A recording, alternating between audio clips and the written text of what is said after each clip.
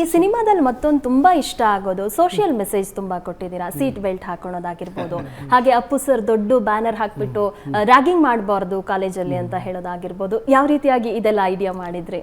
So ಅದು idea ಅನ್ನೋಕ್ಕಿಂತ ಈಗ ನಾನು ಹೇಳಿದೆ, ನಾನು ಈಗ ಒಂದು ಚಿಕ್ಕ ಚಿಕ್ಕ ವಿಷಯಗಳಿದೆ, ಅದನ್ನು ಆ್ಯಕ್ಚುಲು ಪ್ರತಿಯೊಬ್ಬರು ಈಗ ಆಡಿಯನ್ಸ್ ಥಿಯೇಟ್ರಿಗೆ ಬಂದಿರೋರು ಅದನ್ನು ಗಮನಿಸ್ತಾರೆ, ಚಿಕ್ಕ ಚಿಕ್ಕ ಸೂಕ್ಷ್ಮ ವಿಷಯಗಳನ್ನ. ಈಗ ಸೊ ಈ ಪ್ರಮೋದ್ ಕ್ಯಾರೆಕ್ಟರ್ ಪ್ಲೇ ಮಾಡಿರೋದು ಒಂದು ಹುಡುಗ ಹುಡುಗಿ ಕ್ಯಾರೆಕ್ಟ್ರು. ಸೊ ಎಲ್ಲರೂ ಅಂದ್ಕೊಂಡಿರ್ತಾರೆ ಆ ಹುಡುಗ ಹುಡುಗಿ ಕಾಲೇಜಲ್ಲಿ ಲವ್ ಆದಮೇಲೆ ರೊಮ್ಯಾನ್ಸು, ಓಕೆ ಅವ್ರ ಮಧ್ಯೆ ಅದೇನೋ ಆಯಿತು. ಬಟ್ ಅಲ್ಲಿ ಡೈಲಾಗ್ ಮುಖಾಂತರ ಒಂದು ಚಿಕ್ಕ ಚಿಕ್ಕ ವಿಷಯಗಳನ್ನ ಹೇಳಿದ್ದೀವಿ ನಾವು. ಇಲ್ಲಿ ಪ್ರಮೋದ್ ಅವ್ರದ್ದು ಒಂದು ಲೈನ್ ಬರುತ್ತೆ, ಏನಂದರೆ ಹೀರೋಯಿನ್ಗೆ ಹೇಳ್ತಾರೆ ಅವರು, ಅಂದರೆ ಸಮಸ್ಯೆಗಳು ಸ್ಟಾರ್ಟ್ ಆಗೋದು ಬಂದ್ಬಿಟ್ಟು ಜಗಳದಿಂದ ಅಲ್ಲ ಮೌನದಿಂದ ಅಂತ.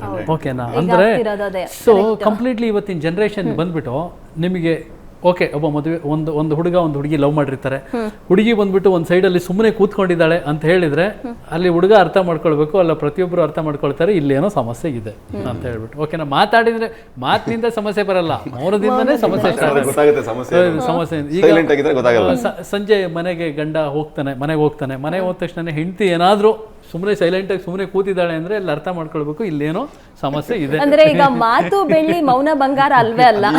ಈ ವರ್ಷನ್ ಅಲ್ಲಿ ಆಕ್ಚುಲ್ ಮಾತೇನೆ ಇದು ಏನಂದ್ರೆ ಬಂಗಾರ. ಓಕೆನಾ? ಮೌನವಾಗಿದ್ರು ಅಂತ ಹೇಳಿದ್ರೆ ಅಲ್ಲಿ ಸ್ಟಾರ್ಟ್ ಆಗಿದೆ, ಸಮಸ್ಯೆ ಏನೋ ಶುರುವಾಗಿದೆ ಅಂತ. ಪ್ರೀತಿ ಹುಟ್ಟ ಆದ್ಮೇಲೆ ಮೌನ ಸ್ಟಾರ್ಟ್ ಆಗಿದೆ ಅಂತ ಹೇಳಿದ್ರೆ ಅಲ್ಲೇನೋ ಸಮಸ್ಯೆ ಇದೆ ಅಂತ ಅರ್ಥ.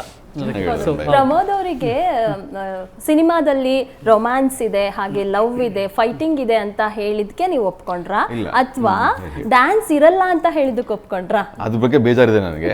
ಕಾಲೇಜಲ್ಲಿ ಒಂದು ಡ್ಯಾನ್ಸ್ ಇತ್ತು, ತುಂಬಾ ಕೇಳ್ಕೊಂಡ್ಬಿಟ್ಟೆ ಸರ್. ಒಂದೇ ಒಂದು ಬಿಟ್ಟಿಗೆ ಎಲ್ರ ಮುಂದೆ ಈ ಕ್ಯಾರೆಕ್ಟ್ರು ಹಂಗೆಲ್ಲ ಹಂಗೆ ಆಡ್ಬಾರ್ದಂಗೆ ಹೆಂಗೆಂಗೋ ಆಡ್ಬಿಡ್ಬಾರ್ದು, ಅದೊಂದು ಸ್ವಲ್ಪ ಹಂಗಿರುತ್ತೆ ಅಂತ ಹೇಳಿದ್ರು. ಓಕೆ ಬಿಡು ನೋಡ್ಕೊಳ್ಳೋಣ ಅಂದ್ಕೊಂಡಿದ್ದೆ. ಆ ಸಾಂಗ್ ಕೇಳಿ ನಂಗೆ ತುಂಬಾ ಖುಷಿ ಆಯ್ತು. ಏನ್ ಒಳ್ಳೆ ಮ್ಯೂಸಿಕ್ ಡೈರೆಕ್ಟರ್ ಸಖತ್ತಾಗಿ ಮಾಡಿದ್ರು. ಸರಿ ಸರ್, ಎಲ್ಲರ ಮುಂದೆ ಮಾಡಲ್ಲ, ಅಲ್ಲಿ ನಡೀತಾ ಇರುತ್ತೆ ಇದೆಲ್ಲ ಈವೆಂಟು.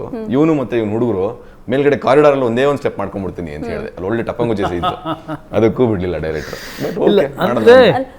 ಬಟ್ ಅಫ್ಕೋರ್ಸ್ ನಾನು ಪೃಥ್ವಿ ಅಷ್ಟು ಒಳ್ಳೆ ಡ್ಯಾನ್ಸರ್ ಅಲ್ಲ, ಬಟ್ ಸ್ಟಿಲ್.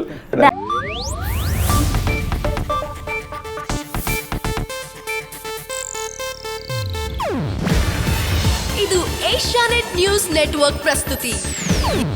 ನೀವು ನೋಡ್ತಿದ್ದೀರಾ ಏಷ್ಯಾನೆಟ್ ಸುವರ್ಣ ನ್ಯೂಸ್.